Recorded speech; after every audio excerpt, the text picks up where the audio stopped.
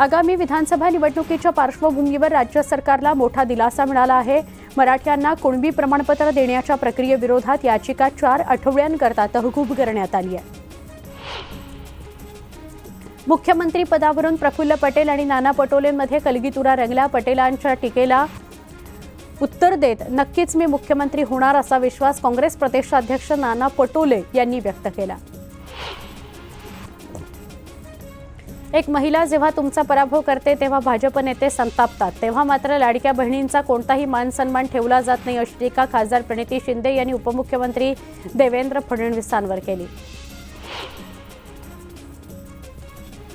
पुढील 3 ते 4 दिवसात आचारसंहिता लागण्याची शक्यता असल्याने बैठकीत 80 निर्णय घेतले अशी माहिती मंत्री गिरीश महाजनांनी दिली। हरियाणाच्या निकालानंतर राज्यात काही जणांना फार आनंद झालाय, मात्र हरियाणात गोंधळ आम्हीच घातला होता, इथं काही गोंधळ नाही असं मत बाळासाहेब थोरातांनी व्यक्त केलं। अणुशक्तीनगर विधानसभा समाजवादी पक्ष लढणार असल्याच्या चर्चांना सुप्रिया सुळेंनी पूर्णविराम दिला। अणुशक्तीनगर विधानसभेला पवार पक्षाचा उमेदवार असेल अशी सूत्रांनी माहिती दिली आहे। आरपीआयच्या सचिन खरात यांनी राष्ट्रवादी काँग्रेस शरदचंद्र पवार पक्षाला पाठिंबा दिलाय। इतके दिवस अजितदादांच्या पाठीमागे असलेल्या खरातांनी जागा बदलली आहे। माढा मतदारसंघाचे अजित पवारांचे आमदार बबन शिंदे यांचा मुलगा रणजित शिंदे यांनी जयंत पाटलांची भेट घेतली, त्यामुळे रणजित शिंदे काँग्रेसकडून लढण्याची शक्यता वर्तवली जाते। माजी आमदार पप्पू कलानींचे पुत्र ओमी कलानी आणि सून पंचम कलानी शरद पवार पक्षाकडून निवडणूक लढवण्यास इच्छुक आहेत। उल्हासनगरमधून तिकिटाची मागणी करण्यात आली आहे।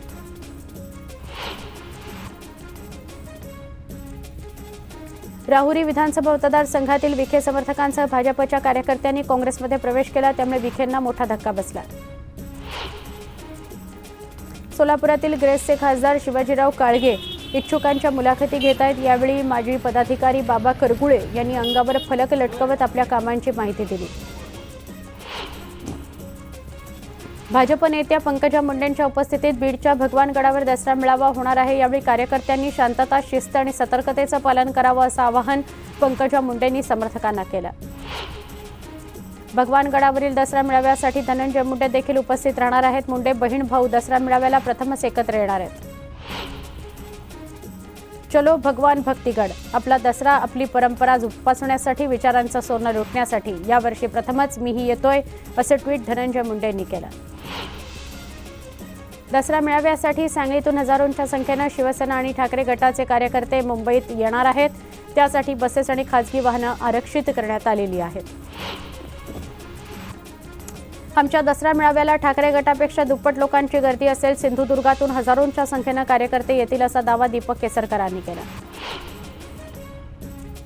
उठा उठा, निवडणूक आली, खोटं आश्वासन देण्याची वेळ झाली असं स्टेटस ठेवत भाजप नेते राजन तेलींनी दीपक केसरकरांना डिवचलं। काँग्रेसचे ज्येष्ठ नेते नतीकुद्दीन खतीब यांच्या वंचित बहुजन आघाडीमधील प्रवेशानंतर बाळापूर मतदारसंघाचं वातावरण तापलंय। खतीब यांनी राहुल गांधी आणि नाना पटोलेंवर नाराजी व्यक्त करत काँग्रेसला सोडचिठ्ठी दिली। राजकुमार पटेल यांचा शिवसेना पक्षप्रवेश पुढे ढकलण्यात आलाय। मुख्यमंत्री एकनाथ शिंदेंचा दौरा रद्द झाल्याने पक्षप्रवेश पुढे ढकलण्यात आला। शिवसेना उपनेते विजय नहाटा पवार गटात आल्यानं शरद पवार गटातील कार्यकर्त्यांमध्ये उमेदवारीवरून नाराजी आहे। दरम्यान पवार गटातील या कार्यकर्त्यांनी साहेब आमचं काय चुकलं असा सवाल करणारे बॅनर्स लावलेत। ज्यावेळी भारत महासत्ता बनेल तेव्हा त्यात महिलांचा सगळ्यात मोठा वाटा असेल असं मत खासदार पूनम महाजन यांनी व्यक्त केलं। उद्योग गुजरातला पाठवले, त्यामुळे सीएम डीसीएमना महाराष्ट्रात आणण्याचा अधिकार नाही, त्यांनाही गुजरातला पाठवा अशी मागणी करत शरद पवार गटानं आंदोलन केलं। छत्रपतींचे विचार सोडून आपण गांधी नेहरूंचे जळके विचार आत्मसात केले असं वक्तव्य शिवप्रतिष्ठानचे संस्थापक संभाजी भिडे यांनी केलं। चांदवड देवळा मतदारसंघातील ठाकरे गटातील शिवसेनेच्या पदाधिकाऱ्यांनी उद्धव ठाकरेंना जय महाराष्ट्र केलाय। ऐन निवडणुकांच्या तोंडावर पक्ष सोडल्यानं ठाकरे गटाला धक्का बसलाय। बार्शीचे अपक्ष आमदार राजेंद्र राऊत विधानसभेच्या रिंगणात आहेत। राऊत भाजपकडून निवडणूक लढणार असल्याची घोषणा करण्यात आली आहे। धाराशिव कळंब जागेवरून महायुतीत चढाओढ पाहायला मिळते। शिवसेनेनं अगोदरच या जागेवर दावा केला होता, मात्र आता भाजपनेही या जागेवर दावा केल्यानं वादाची ठिणगी पडण्याची शक्यता आहे। दसरा मेळाव्याच्या दिवशी मनोज जरांगे यांनी उपोषणाची सांगता करणार असं म्हटलंय. उपोषण करणार नाही, प्रतिज्ञा घेणार असल्याची माहिती महंत शिवाजी महाराज गडकर यांनी दिली. माजी खासदार सुजय विखे पाटील यांनी खासदार निलेश लंकेंवर जोरदार टीका केली आहे. मी कुठे गेलेलो नाही, संपलेलो नाही, टायगर अभी जिंदा आहे असं म्हणत त्यांनी लंकेंवर निशाणा साधला. आगामी विधानसभा निवडणुकीच्या पार्श्वभूमीवर आमदार सुनील शेळकेंनी मावळमध्ये विकास कामांचा धडाका लावलाय. महायुतीचा उमेदवार मताधिक्य घेऊन विजयी होईल असं शेळके म्हणाले. मावळमध्ये कार्यकर्त्यांच्या वाढदिवसाचा केक पाहून आमदार सुनील शेळके भारावून गेले. केकवर मावळचा किंग आणि भावी मंत्री असा आशय लिहिण्यात आला होता. यावेळी तलवार आणि शाल देऊन शेळकेंना गौरवण्यात आला. विजयादशमीनंतर हरियाणातील नव्या सरकारचा शपथविधी होणार आहे. मुख्यमंत्री नायब सैनी होतील हे निश्चित करण्यात आलेलं आहे. केंद्रीय मंत्री गजेंद्र शेखावत यांनी तरुणांशी संवाद साधला. नवी मुंबईतील डी.वाय. पाटील विद्यालयामध्ये कार्यक्रमाचं आयोजन करण्यात आलं होतं. भारत सर्व गुणांनी भरलेलं राष्ट्र असून भारत खूप वेगानं प्रगती करत आहे असं गजेंद्रसिंह शेखावत असं म्हणाले. शिल्पा शेट्टी आणि राज कुंद्राला हायकोर्टानं दिलासा दिलाय. मुंबईतील बंगला आणि पावना इथला फार्म हाऊस रिकामं करण्याकरता ईडीनं पाठवलेली नोटीस विरोधातील याचिका निकाली काढण्यात आली आहे. धनगर समाजाच्या आरक्षणाकरता काढलेलं शुद्धीपत्रक रात्रीत रद्द करण्याची राज्य सरकारवर नामुष्की उडवली आहे. धनगरऐवजी धनगड वाचावं असं शुद्धीपत्रक काढण्यात आलं होतं. चुकीचं शुद्धीपत्रक काढणाऱ्यांवर कारवाई करण्याची मागणी धनगर समाजानं केली आहे. पुणे पोर्श अपघात प्रकरणी राज्य सरकारनं बाल न्याय मंडळातील 2 अधिकाऱ्यांना बडतर्फ केलं. पदाचा गैरवापर करत 300 शब्दांचा निबंध लिहिण्यासह जामीन दिल्यानं ही कारवाई करण्यात आली. अकोल्यातील हरिपेठ भागात झालेल्या राड्यानंतर 17 आरोपींना अटक करण्यात आली. त्यानंतर काही महिलांनी पोलीस स्टेशनला घेराव घातला. या प्रकरणी 5 पैकी 3 आरोपींना अटक करण्यात आली आहे. मुंबई नागपूर महामार्ग पूर्णपणे सुरू होण्यासाठी काही महिने बाकी असताना समृद्धी महामार्गाचं काम युद्धपातळीवर सुरू आहे. या कामादरम्यान विजेचे पोल तुटले, वीजपुरवठा खंडित झाला. त्यामुळे पाणी पुरवठाही बंद झाल्यानं ग्रामस्थांनी आंदोलन केलं. हिंगोलीच्या औंढा नागनाथ ते परभणीकडे जाणाऱ्या मार्गावर शेतकऱ्यांनी रास्ता रोको केला. अतिवृष्टीचं अनुदान देण्याची मागणी शेतकऱ्यांनी केली. पोहरादेवीच्या रामराव महाराज कला महाविद्यालयाच्या कर्मचाऱ्यांवर उपासमारीची वेळ आली. अनुदान न मिळाल्यास तीव्र आंदोलनाचा इशारा देण्यात आला.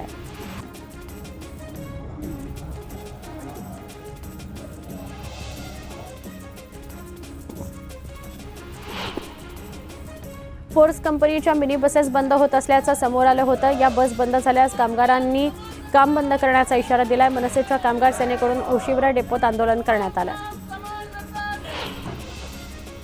बुलढाण्यामध्ये भीम संघटनेकडून मोर्चा काढण्यात आला. सोयाबीनसह कापसाला योग्य भाव द्या अशी मागणी करण्यात आली. हिंगोलीमध्ये जिल्ह्यात 2 दिवसांपासून ढगाळ वातावरण आहे. पावसाची शक्यता आहे. पावसामुळे सोयाबीनच्या गंजी भिजू नयेत म्हणून प्लास्टिक कापड खरेदीसाठी शेतकऱ्यांची लगबग सुरू आहे. सोयाबीनला चांगला भाव मिळावा यासाठी सोयाबीनच्या आयात शुल्कात वाढ करण्यात आली आहे. बाजारात हमी केंद्र उघडलं नसल्याने शेतकऱ्यांना खुल्या बाजारात कमी दरात सोयाबीन विकावं लागल्यानं शेतकऱ्यांचं नुकसान होत आहे. चंद्रपूर शहरातील बाबूपेठ रेल्वे उड्डाणपूल वाहतुकीकरता खुला झाला आहे. शासकीय कार्यक्रमाच्या आयोजनाची वाट न बघता पुलावरील रहदारी सुरू करण्यात आली. किशोर जोरगेवार यांनी रेतसर उद्घाटनाची वाट न पाहता स्थानिक नागरिकांना सोबत घेत पूल खुला केला. उल्हासनगरच्या श्री ब्लॉकच्या सेंचुरी मैदानावर टँकर आणि टेम्पो चालकांनी कब्जा केला. त्यामुळे आम्ही खेळायचं कुठे असा सवाल खेळाडूंनी केला. चाळीसगाव तालुक्यामध्ये बहाळ गावात कार्यक्रमामुळे शाळा आवारात पत्रावळींसह सर्वत्र अस्वच्छता पसरली होती. संतप्त पालकांनी शाळेच्या प्रवेशद्वारासह टाळं ठोकलं. काहींच्या मध्यस्थीनं कुलूप उघडून साफसफाई करण्यात आली. अलिबागच्या खारेपाटातील राष्ट्रवादी काँग्रेसचे कार्यकर्ते हेमनाथ खरसांबळेंवर काल पहाटेच्या दरम्यान हल्ला झालाय. त्यांच्यावर जिल्हा रुग्णालयामध्ये उपचार सुरू आहेत. 24 तास उलटून गेले तरी आरोपी मात्र मोकाट आहे. अभिनेत्री जान्हवी किल्लेकर हिनं आपलं मूळ गाव अलिबाग तालुक्यातील चौंडी इथं येऊन कुलदैवतेचं दर्शन घेतलं. यावेळी तिला पाहण्याकरता चाहत्यांनी गर्दी केली. पुण्याच्या लोणी काळभोरमधील कोलवाडी गावात बिबट्यानं म्हशीच्या रेडकूवर हल्ला करत त्याला शेतात उचलून नेलं. या हल्ल्याचा थरार सीसीटीव्हीत कैद झालाय. एमआयएम मधील महत्त्वाचे नेते गफ्फार कादरी यांनी पक्षात त्यांना डावललं जात असल्याचा आरोप केला आहे. त्यामुळे इम्तियाज जलील यांच्या पक्षात फूट पडण्याची शक्यता आहे. जळगावच्या एरंडोलमध्ये शेतातून विजेची तार चोरणाऱ्या तिघांना पोलिसांनी अटक केली. त्यांच्याकडून 1,50,000ची 3,800 मीटर विजेची तार जप्त करण्यात आली. जामनेर तालुक्यात मुलींचा जन्मदर घटला. 1000 मुलांमागे फक्त 845 मुली असल्याची धक्कादायक माहिती आरोग्य विभागाच्या पाहणीत समोर आली आहे. मासेमारी संस्थांमध्ये बोगस मासेमारांचा समावेश असल्यानं मागील 6 महिन्यांपासून भोई समाजाचं आंदोलन सुरू आहे. शासनानं त्यांची चौकशी करावी अशी मागणी आंदोलकांनी केली आहे. पावसाळा संपत आलाय तरीही मनमाड नांदगाव भागात अद्यापही दमदार पाऊस झालेला नाही. त्यामुळे बागदर्डी आणि नागासाक्या या धरणामध्ये पाणी नसल्यानं भीषण पाणी टंचाई निर्माण झाली आहे. महाराष्ट्रासह देशात पीक विमा नुकसान भरपाईसाठी भारत सरकारच्या कृषी आणि शेतकरी कल्याण मंत्रालयाच्या वतीनं WSL फॉर्म्युला लागू करण्यात आला. या फॉर्म्युल्याला शेतकरी संघटनेनं विरोध केलाय. नवरात्रोत्सवानिमित्त भुसावळमध्ये अंतुर्ली ते इच्छापूरमधील इच्छादेवीच्या मंदिरापर्यंत पायी चुनरी यात्रेचं आयोजन करण्यात आलं. मोठ्या संख्येनं ग्रामस्थांनी सहभाग घेतला. धरणगावातील RBL बँकेत कर्मचाऱ्यांच्या कमतरतेमुळे महिलांना पैसे काढण्यात अडचणी येत आहेत. अनेकदा फेऱ्या मारूनही पैसे मिळत नसल्यानं महिलांनी रास्ता रोको केला. नवरात्रीनिमित्त मावळमधील ग्रामीण भागात पारंपरिक गाणी म्हणत भोंडला साजरा करण्यात आला. यावेळी शेतीच्या बांधावर आनंद लुटण्याकरता आबालवृद्धांचा महिलाही सहभागी झाल्या. मुक्ताईनगर तालुक्यातील घोडसगाव या शिवारातील संत मुक्ताई शुगर अँड एनर्जी कारखान्याच्या स्थलांतराला शिवसेनेतील आमदारांनी विरोध केला. स्थलांतर झाल्यास 3000 कामगारांचा रोजगार संकटात येणार आहे. ST बसचे अनेक चालक प्रवाशांच्या जीवाशी खेळत आहेत. पारनेरकडे निघालेल्या बस चालकानं एका हातात मोबाईल दुसऱ्या हातात गाडीचं स्टेअरिंग पकडत गाडी चालवली. त्यामुळे प्रवाशांच्या जीवाशी खेळ सुरू आहे. 17 ऑक्टोबरपासून 16 नोव्हेंबरपर्यंत बेदाणे सौदे बंद राहणार आहेत. या कालावधीत शून्य पेमेंट न करणाऱ्या व्यापाऱ्यांना सौद्यात बंदी घालण्याचा निर्णय बेदाणा असोसिएशननं घेतलाय. रत्नागिरी जिल्ह्यामध्ये नवरात्र उत्सवाची धूम बघायला मिळते. आदिवासी कातकरी समाजातील महिलांनी पारंपरिक गाण्यावर ठेका धरला. मावळमधील शिरगावच्या एका घरात 10 फुटी अजगर आढळला. सर्पमित्रांनी अजगराचे रेस्क्यू करत अजगराला जीवनदान दिलं. गोंदियात काही ठिकाणी परतीच्या पावसानं हजेरी लावली. परतीच्या पावसामुळे शेतकरी पुन्हा एकदा संकटात सापडलाय. तर कापणीला आलेल्या भात पिकाचं नुकसान झालंय. अतिवृष्टीने गोंदिया जिल्ह्यात 10,000 हेक्टरवरील पिकाचं नुकसान केलंय. कृषी विभागातर्फे पंचनाम्याचा अंतिम अहवाल तयार करण्याचं काम सुरू आहे. लवकरच हा अहवाल जिल्हा प्रशासनाकडे सादर केला जाणार आहे.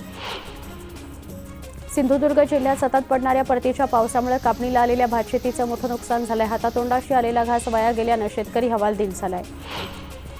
संभाजीनगरच्या सोयगाव तालुक्यामध्ये मुसळधार पावसानं हजेरी लावली आहे. तुफान पावसामुळे केळीच्या बागांचं नुकसान झालंय. मका आणि सोयाबीन पीक पाण्याखाली गेलंय.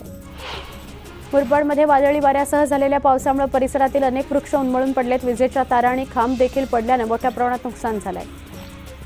रत्नागिरीत परतीच्या पावसाचा नाचणी पिकाला फटका बसलाय. हातातोंडाशी आलेलं नाचणीचं पीक पावसामुळे आडवं झालंय. यामुळे शेतकरी हवालदिल झालाय. मुक्ताईनगर तालुक्यात मध्यरात्री मुसळधार पावसानं हजेरी लावली. अचानक आलेल्या परतीच्या पावसामुळे कापूस पिकाला मोठा फटका बसण्याची चिन्ह आहे. त्यामुळे शेतकऱ्यांच्या चिंतेत वाढ झाली आहे.